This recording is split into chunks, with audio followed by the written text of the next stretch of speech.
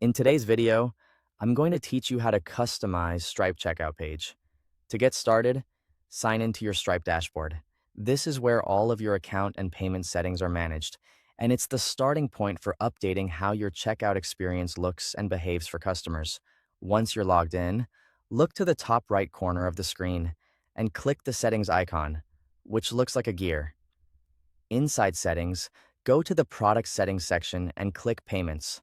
This area contains the tools related to how customers pay you, including options for Stripe checkout and payment links. From there, open the Checkout and Payment Links tab. This is the main place where you can control the customer-facing checkout experience. Now you can begin customizing your checkout settings. Depending on your business needs, you may want to enable or adjust features like address autocomplete, which can make checkout faster and reduce typing errors. You can also review the pricing display and tax display settings so customers clearly understand what they're being charged. If you offer recurring products or services, take a close look at the subscription options as well. These settings can shape how simple, transparent, and professional the payment process feels. Next, move on to your store policies.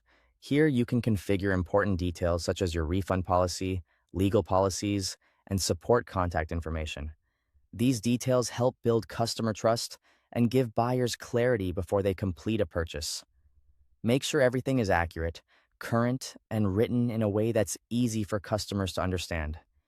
If you want to make your checkout page match your brand more closely, click into Branding Settings, Public Details, or Custom Domains.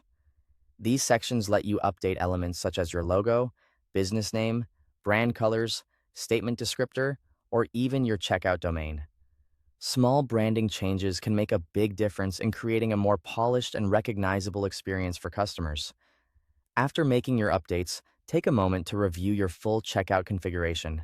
It's a good idea to carefully look over each setting to confirm that everything reflects your business properly and supports the type of checkout experience you want to provide. One important thing to know is that your changes are saved automatically.